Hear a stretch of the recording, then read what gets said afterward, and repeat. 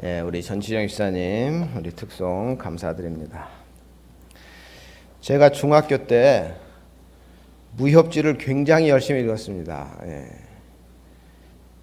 무협지를 읽듯이 공부했으면 제가 아마 서울대 갔을 지 않을까 이런 생각이 들어요. 무협지를 정말 열심히 봤습니다. 무협지의 이야기 전개 구조가 비슷해요. 영웅이 나오고요. 영웅이 좋아하는 여자가 꼭 나옵니다. 그리고 스승과 제자의 관계가 있습니다. 또 원수와 복수 이야기가 빠지지 않습니다. 그리고 주인공이 처음에는 별거 아니었는데 나중에는 최고 성공을 합니다. 그래서 무협지에 가장 많이 나오는 말 중에 하나가 지존이라는 말입니다. 지존. 최고다 뭐 이런 말이죠. 단순히 성공한 것이 아니고 1인자 최고가 되었다. 지존이라고 합니다. 근데 무협지에서뿐만 아니라 중국 사람들이 제일 좋아하는 단어가 지존이라는 말이라고 합니다. 여러분 생각해 보십시오. 중국의 인구가 어마어마하지 않습니까? 그 중에서 지존 1등 제일이 된다는 건 대단한 거죠. 그러니까 우리나라에서도 국가대표 1등이 돼서 국가대표가 되는 것도 대단한 거죠. 뭐 어떤 종목이든지. 그런데 중국에서 지존이 된다는 것은 참 대단한 거죠. 어쨌든 이 중국 사람들이 좋아하는 단어가 지존입니다. 우리나라 사람들은 지존이라는 말 대신에 제일이라는 말을 좋아합니다. 여러분 각 지역에 학교가 있죠. 보통 그 지역의 이름을 딴 학교가 있습니다. 전주에는 전주고등학교가 있습니다. 제가 예전에 3년 동안 살았던 진주에도 진주고등학교가 있습니다. 전주에서 제일 좋은 고등학교는 전주고등학교였죠. 지금이 안 그렇지만 옛날에 그렇죠. 전주고등학교. 진주고등학교도 뭐 알아주는 학교입니다. 부산에서는 무슨 학교가 있어요? 부산고등학교가 있고, 대구에서는 대구고등학교가 있고, 목포에서는 목포고등학교가 있고, 각 지역마다 제일 좋은 학교는 보통 그 지역의 이름을 답니다. 그런데 가만히 제가 지방에 있다 보니까 제일이라는 이름을 붙은 학교가 반드시 있습니다. 전주에는 전주 제일고등학교가 있죠. 진주에도 진주 제일고등학교가 있습니다. 뭐 목포에도 있고, 뭐 대구에도 있고, 부산에도 있고, 어디에 다 있어요. 제일이 붙은 이게 있어요. 그런데 제일이라고 붙은 학교는 진짜 제일입니까? 아니죠. 제일이라고 붙었는데 제일이 아니에요. 그런데 안타깝게도 교회 이름에도 보면 제일이 많이 들어있어요. 그래요, 안 그래요? 제일이라는 이름이 많이 들어갔습니다. 교회도 마찬가지로 학교와 같이 제일 지역 이름이 있고 제일이라는 이름이 들어갔는데 실제로 그 제일이라는 이름이 들어간 교회인데 제일이 아닌 교회가 많습니다. 공교롭게도 코로나 문제를 일으킨 교회 이름에 뭐가 들어가 있습니까? 제일이 들어가 있습니다. 서울의 사랑 제일, 용인의 우리 제일, 이렇게 제일이 들어가 있습니다. 그러니까 제일이라는 단어를 자기 교회 이름에 넣는다는 것은 최고로 성공하겠다는 욕망이 들어가 있는 거죠. 그렇죠? 그 욕심이 그 이름에 들어가 있는 거죠. 사랑 제일은 사랑의 교회라는 큰 교회가 있습니다. 그러니까 아마 사랑 제일로 이름 붙인 이유는 사랑의 교회보다 우리 교회가 더 크게 되겠다 하는 그 욕심이, 그 욕망이 그 이름에 나타난 거라고 생각이 됩니다. 우리 제일도 요 최근에 부흥한 교회 중에 우리 교회라는 게 있거든요. 그러니까 그 최근에 부흥한 그 우리 교회보다 더 성공한 교회가 되겠다 하는 그 욕망에 따라서 아마 우리 제일이라고 아마 이름을 붙였을 것이라 생각이 됩니다. 그러니까 이 제일이라는 이름이 들어간 게 좋은 게 아니에요. 사실 보면 이런 왜 욕심이 들어가 있는 거죠. 사람들은 누구나 다 성공을 바라며 꿈꿉니다. 그리고 성공하기 위해서는 최선을 다하죠. 그런데 당신 성공했습니까? 라고 물으면 성공했다고 말하는 사람은 그렇게 많지 않습니다. 성공이 무엇이냐 물어도 그것에 대해서 정확히 대답하는 사람도 많지 않습니다. 성공이 뭘까요? 사전에 보면 성공이란 이루는 바를 이룬 것이라고 정해 놓습니다. 일반적으로 성공이란 사람들이 어떤 목표를 정해 놓고 노력해서 그 목표를 달성할 때 성공이라 그럽니다. 대체로 사람들은 자기가 오르고 싶어 하는 지위, 그 목표를 정해 놓고 최선을 다하죠. 열심히 노력합니다. 그리고 마침내 그 지위에 올랐을 때 성공했다 그럽니다. 어떤 사람이 나는 이 다음에 대통령이 되겠어 하고 되게 열심히 노력했습니다. 이 사람이 나중에 시장이 되었습니다. 이 사람이 나중에 도지사가 되었습니다. 이제 대통령. 그런데 마지막에 대통령은 되지 못했습니다. 이 사람이 성공했습니까? 여러분 실패했다고 여러분 생각합니까? 보통 자기가 얻고자 하는 명성을 목표로 정하고 최선을 다하고 마침내 그 명성을 얻게 됐을 때 성공했다고 생각합니다. 그런데 여기서 우리가 깊이 생각해야 될 것이 있습니다. 하나는 목표를 달성하지 못했다면 실패한 거냐? 열심히 노력했어도 못할 수 있지 않습니까? 대통령이 되려는 꿈을 가진 정치인이 대통령이 되지 못했다면, 도지사에 그쳤다면 그 인생은 실패한 것이냐? 이건 아니지 않느냐? 또 다른 하나는 사람이 인생의 목표가 여럿인데 그 다양한 목표를 다 달성해야만 성공한 것이냐? 그건 아니지 않느냐? 이런 생각을 할 수가 있습니다. 예를 들어서 한 청년이 좋은 대학에 들어가겠다 목표를 정하고 열심히 했습니다. 좋은 대학에 들어갔습니다. 이번엔 좋은 회사에 취직해야 되겠다 목표를 가지고 열심히 노력했습니다. 근데 좋은 회사에 취직 못했습니다. 그러면 이 청년은 실패한 겁니까? 아니면 50%만 성공한 겁니까? 탈무드에 보면 한 랍비가 황급히 달려가는 사람에게 묻습니다. 무슨 일로 그리 급히 갑니까? 그러자 이 사람이 저 급합니다. 빨리 가서 열심히 해야 제가 성공할 수 있습니다. 그러자 랍비가 웃으면서 말합니다.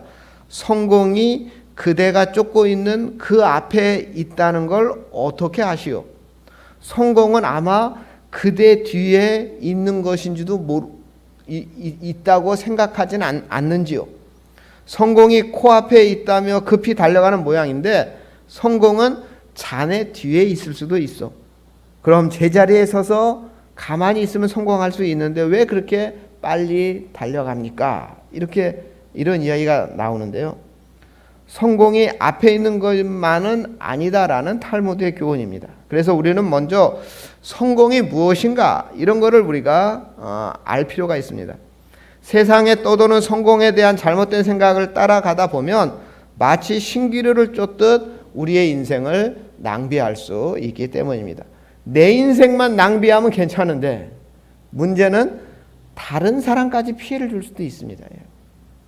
그래서 우리 그리스도인들은 그리스도인으로서의 올바른 성공관을 가져야 됩니다. 성경의 기초에서 그리스도인으로서 성공이 무엇인지를 이 시간 잠깐 우리가 살펴보려 합니다. 성공이 가르쳐주는 성경에서 가르쳐주는 성공은 무엇이냐? 여러분 여러분 성경 읽어보셨죠? 성경에 성공이라는 말이 나올까요? 안 나올까요? 우리 장로님들 가만히 생각해 보세요. 성경을 읽으면서 성공이라는 말, 이 두꺼운 책에 성공이라는 단어가 딱 한 번 나옵니다, 여러분. 전도서 10장 10절에 나를 갈지 아니하면 힘이 더 드니라. 오직 지혜는 성공하기에 유익하니라. 이 두꺼운 성경책에 성공이라는 단어가 이 전도서 10장 10절에 딱 한 번 나옵니다. 그러니까 성공이란 말은 인간 중심적인 내 중심에서 나온 말이 성공이라는 단어입니다. 그러니까 다시 말해서 성공이라는 말은 내가 목표를 정하고 열심히 노력하고 밤잠을 설쳐가면서 열심히 최선을 다해서 내가 성공을 이룰 수 있다고 생각합니다. 이것이 성공인데요. 우리는 대개 내가 열심히 하면 성공할 수 있다고 생각합니다. 내가 밤잠 자지 않고 노력하고 최선을 다하면 성공할 수 있다고 생각합니다. 근데 여러분, 이것이 꼭 맞지는 않습니다. 틀린 말은 아닌데 꼭 맞는 말은 아닙니다. 여러분, 세상 돌아가는 것을 잘 보시기 바랍니다. 정말 열심히 했는데도 성공하지 못하는 사람들이 상당수 있습니다, 여러분. 예를 들어서 조그만 음식점을 하던 분이 새로운 메뉴를 개발했습니다. 히트를 쳤습니다. 상당 열심히 노력했습니다. 가게를 막 확장했습니다. 그런데 얼마 후 코로나가 터졌습니다. 이렇게 망한 사람들 상당히 있습니다. 코로나 발생이 이분 잘못이 아니잖아요. 이분은 최선을 다했고 열심히 노력했고 가게를 확장한 죄밖에 없지 않습니까? 이분처럼 열심히 했는데 최선을 다해 노력했는데도 성공하지 못하고 망했던 사람들이 우리 주변에 많이 있습니다. 그러니까 성공과 실패는 우리의 힘과 우리의 노력, 우리의 성실만 가지고 되는 것이 아닙니다. 성경에 성공이라는 말이 나오지 않는 이유는 바로 이것 때문입니다. 성공이라는 말이 인간 중심적인 단어이고 세상적인 말이기 때문에 성경에 나오지 않는 것입니다. 성경은 지존, 제일이 되어야 한다고 말하지 않습니다. 그럼 제일이라는 말은 성경에 나올 거야, 안 나올 거야? 제일이라는 말 성경에 20회 정도 나옵니다. 믿음, 소망, 사랑, 그 중에 제일은 사랑이라. 제일이라는 말이 성경에 한 20번 정도 나옵니다. 근데 성경에 제일이라는 말이 나오지만 최고라는 의미가 아닙니다. 최고로 성공했다라는 의미로 제일을 쓰는 경우는 없습니다.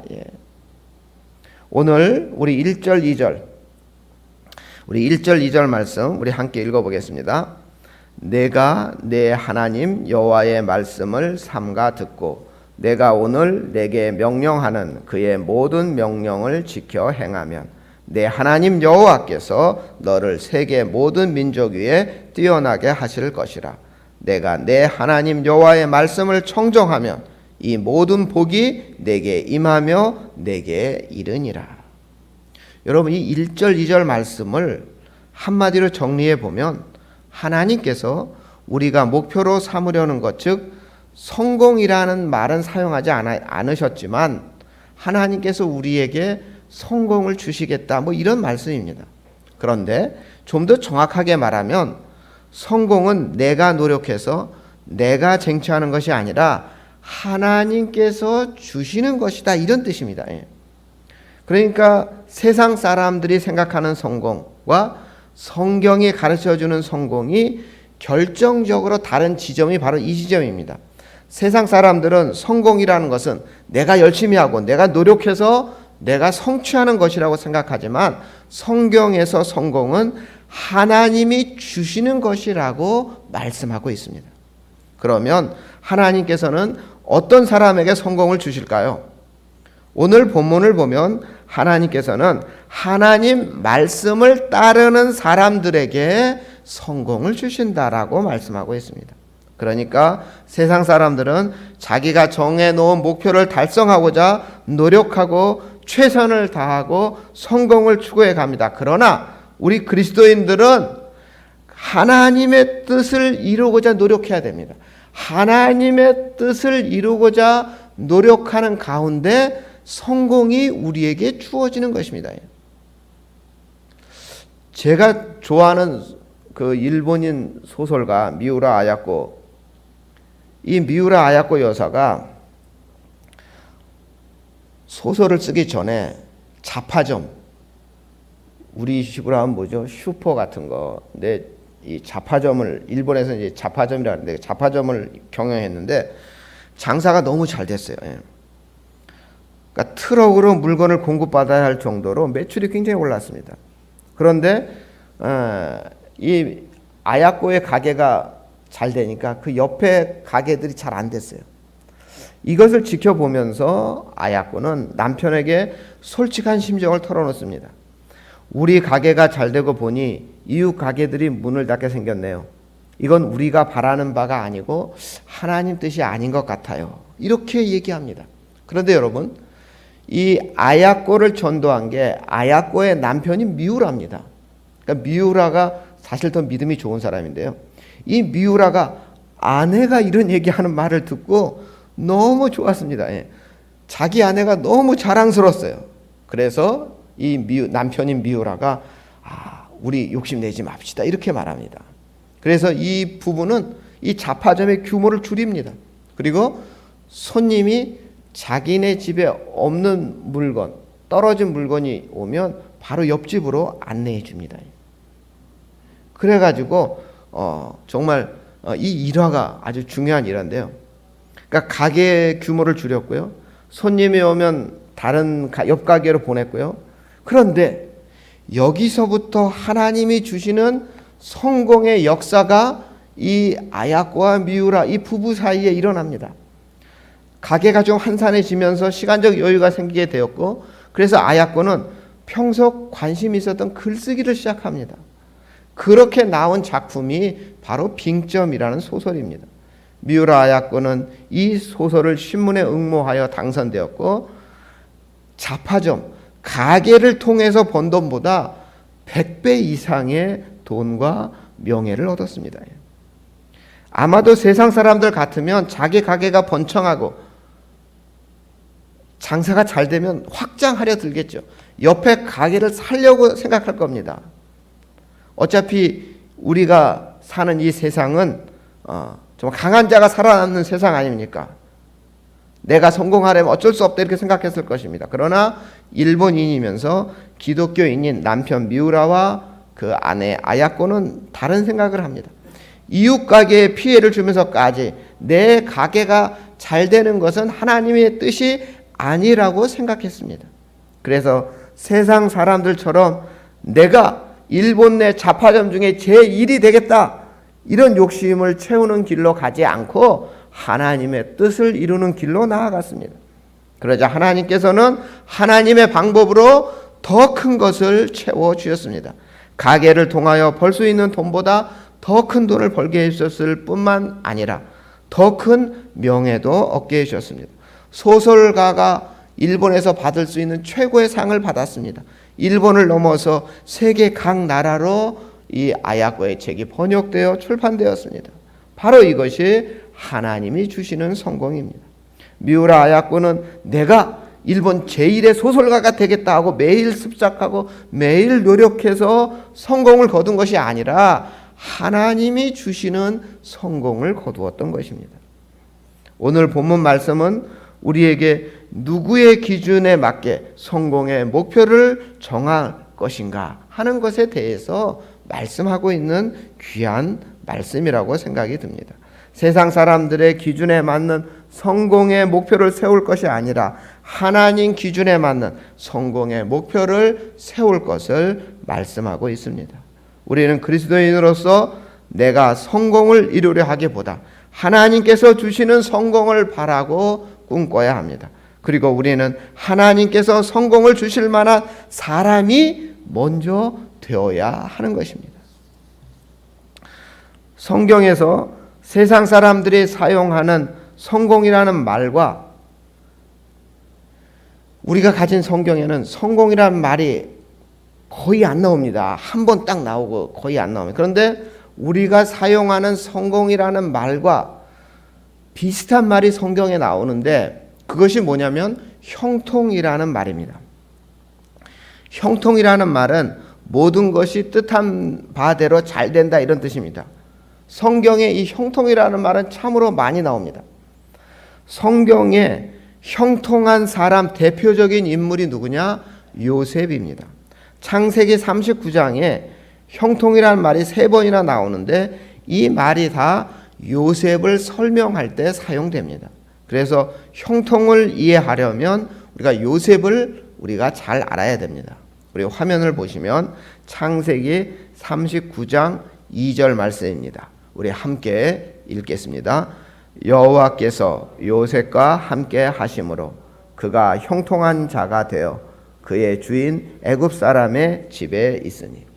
여러분 애굽 요셉에 대해서 잘 아실 것입니다. 애굽의 보디발이라는 친위 대장 집에 노예로 팔려갔습니다.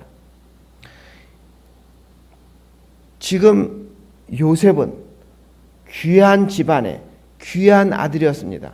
누구보다도 어떤 형제들보다도 사랑받는 귀한 아들이었습니다. 그런데 이 귀한 아들이 하루아침에 노예가 되었습니다. 그런데 이 노예 요셉을 성경은 형통한 사람이라고 성경은 말씀하고 있습니다. 분명한 것은 여기 형통한 사람이라고 할 때 그 시제가 미래가 아닙니다. 그러니까 요셉이 미래에 형통할 것이다. 이런 뜻이 아니다. 현재를 말하고 있습니다. 그러니까 지금 현재 요셉이 형통한 사람이라고 성경은 기록하고 있습니다.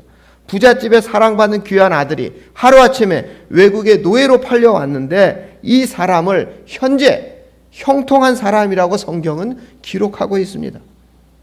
우리 창세기 39장 23절 우리 한번 읽어보겠습니다. 간수장은 그의 손에 맡긴 것이 무엇이든지 살펴보지 아니하였으니 이는 여호와께서 요셉과 함께 하심이라. 여호와께서 그를 범사에 형통하게 하셨더라. 여러분, 요셉이 노예였다가 이제 감옥에 갑니다. 간수장이 보니까 요셉이 죄수긴 한데 요셉이 괜찮아요. 그래서 요셉에게 모든 사물을 맡깁니다. 그 이유를 하나님께서 요셉을 형통하게 하셨기 때문이다. 이렇게 설명하고 있습니다. 지금 요셉은 모함을 받아 감옥에 갇혔습니다. 귀한 집 아들이 노예로 끌려온 건 또 억울한 일인데 성폭행범으로 몰려서 지금 감옥살이 하고 있습니다. 그런데 이 요셉을 성경은 형통하다 이렇게 말씀하고 있습니다. 그러면 도대체 성경에서 말씀하고 있는 형통은 무엇일까요? 분명한 것은 성경이 말씀하고 있는 형통하고 세상 사람들이 즉 우리가 평소에 생각하는 형통과는 다르다 하는 것입니다. 우리는 보통 좋은 대학에 합격하고 좋은 직장에 취직하고 승승장구하는 것을 형통이라고 생각했는데 벌리는 사업마다 대박이 나는 것이 형통이라고 생각했는데 성경은 그것이 아닙니다. 성경이 말씀하시는 형통은 하나님께서 바라시는 대로 일이 잘 풀릴 때 형통이라고 합니다. 즉 요셉이 바라는 대로가 아니라 하나님이 바라는 대로 일이 잘 풀릴 때 형통이라고 합니다. 내가 바라는 대로가 아니라 하나님이 바라는 대로 일이 잘 풀릴 때 형통이라고 합니다. 이스라엘 백성들을 애굽으로 이주시키는 것이 하나님의 계획입니다. 이제 얼마 뒤면 가뭄이 심하게 들어서 잘못하면 먹을 것이 없습니다. 그래서 애굽 백성들을 잠시 애굽으로 피신시켜야 하는 것이 하나님의 계획입니다. 이 하나님의 계획을 위해서 하나님은 요셉을 형통하게 하고 계신 것입니다. 요셉이 원망하거나 요셉이 불평하지 않고 하나님의 뜻에 순종해서 노예로 끌려가고 또 감옥에 들어가고 그 감옥에서도 좌절하지 않고 자기 일을 잘하고 있습니다. 그래서 하나님은 이것을 형통하다 말씀하고 있습니다. 물론 하나님의 뜻은 요셉이 노예가 되고 억울한 죄수로서 그의 생을 끝나게 하시는 것이 하나님의 뜻은 아닙니다. 이거는 과정일 뿐입니다. 결국 하나님께서 요셉을 애굽의 국무총리가 되게 하셨습니다. 그래서 더 큰 부와 더 큰 권세, 더 큰 명예를 얻게 하셨습니다. 요셉으로 하여금 유대 땅에 그대로 머물게 했다면 아마 이런 높은 자리에 오르지 못했을 것입니다. 이렇게 하나님은 요셉을 높이셔서 이스라엘 백성을 애굽으로 이주하려는 하나님의 뜻을 이루어 가셨습니다. 바로 이처럼 하나님의 뜻을 이루어 가는 것이 형통입니다. 이처럼 형통의 열매는 마지막에 나타납니다. 형통의 과정, 즉 중간에는 별의별 일이 다 일어날 수 있습니다. 세상 사람들 눈에는 참담한 실패로 보일 때도 있습니다. 피하고 싶을 정도로 고통스러울 때도 있습니다. 그러나 그 형통의 마지막은 참으로 멋있습니다. 속담에 마지막에 웃는 자가 가장 잘 웃는 자다라는 말이 있습니다. 그러니까 마지막에 웃는 자가 진짜 승자요 성공한 사람입니다. 하나님께서 주시는 성공, 즉 형통은 마지막에 웃게 하시는 성공이고 형통입니다. 마치 농부가 봄, 여름 긴 시간 땀을 흘려 수고한 뒤에 가을이 깊어진 뒤에 과실을 따는 것과 같은 것입니다. 그래서 우리 그리스도인들은 긴 시각을 가지고 형통을 봐야 하는 것입니다. 우리는 아브라함을 믿음의 조상이라 부릅니다. 우리의 믿음이 아브라함처럼 되기를 바라는 이유가 있고요.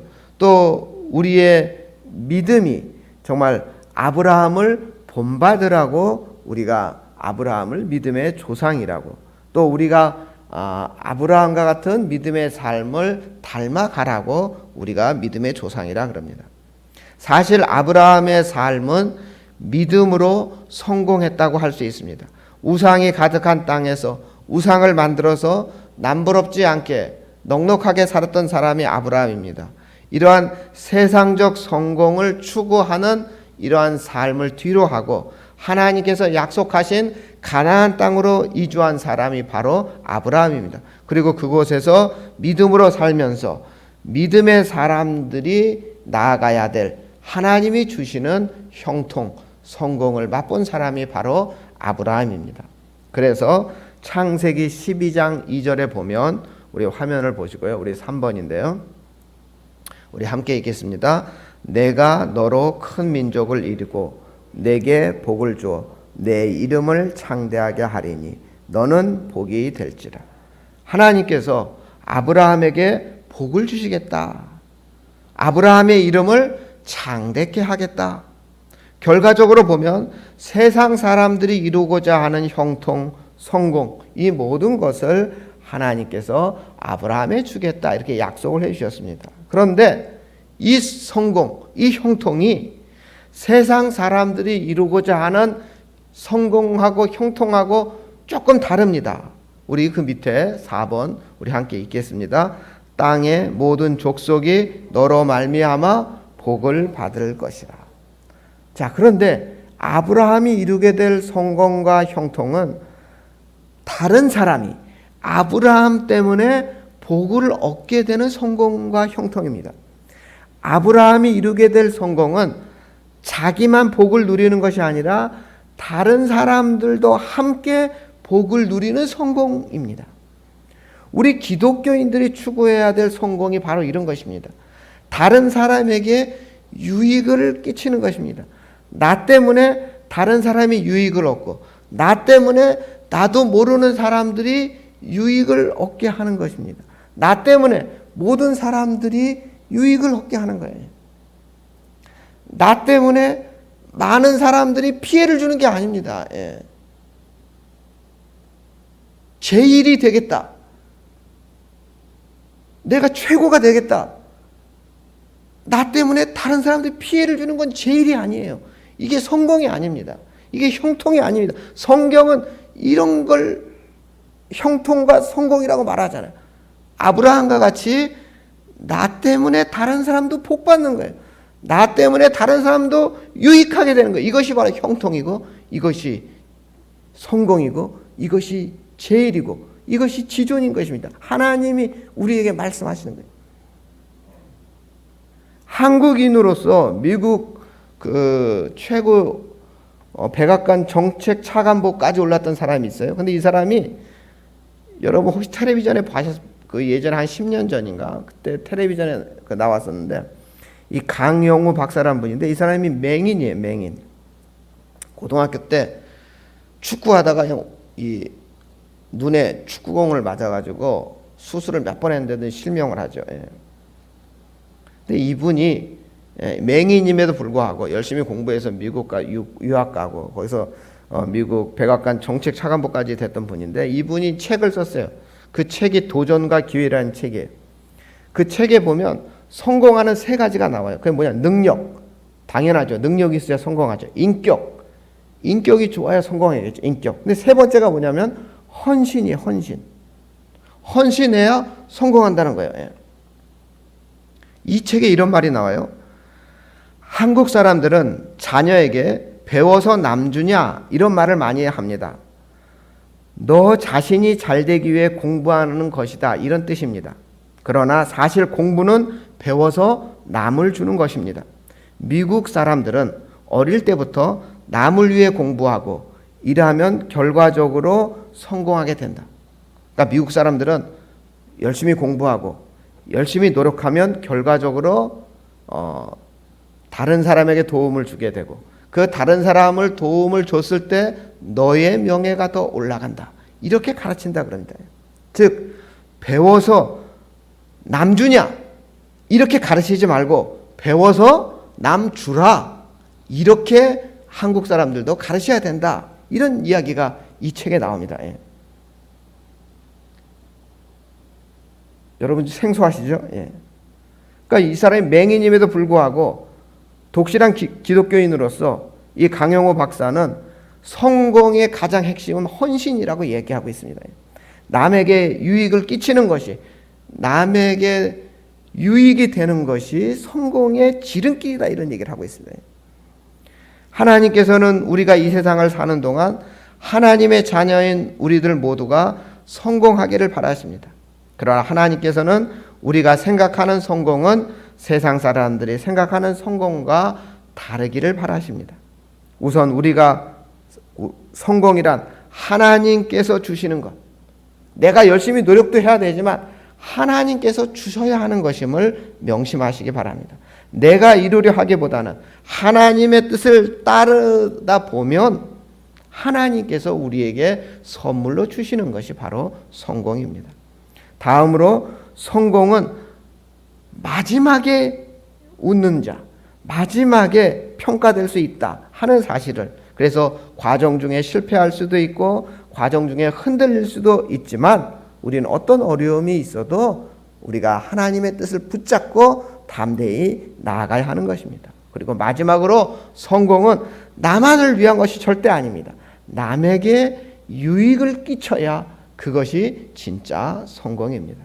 우리 전원교회 성도님들 가정에 또 우리 성도님들 자녀들이 하나님이 주시는 성공으로 세상을 위해 헌신하여서 오직 하나님께만 영광을 돌리는 복된 가정들이 다 되시기를 주님의 이름으로 축원합니다. 은혜 충만한 하나님, 성공, 제일, 지존을 주님의 사랑보다 앞서왔던 저희를 용서하여 주시옵소서. 제일을 추구하는 일부 교회로 인하여 우리 교회 전체가 많은 비난을 받고 있습니다. 하나님, 이 시간 나 자신을 먼저 돌아보게 하여 주시옵소서. 우리가 예배드리는 것이 나 자신, 우리 자신만을 위한 것이 아님을 깨닫게 하여 주시옵소서. 하나님, 코로나가 확산되고 있는데 더 이상 악화되지 않도록 막아 주시옵소서. 하나님이 주시는 형통을 소망하며 나만 형통한 것이 아니라 우리가 모두 함께 형통할 수 있도록 인도하여 주시옵소서. 예수님의 이름으로 기도드립니다. 아멘. 우리 찬송가 308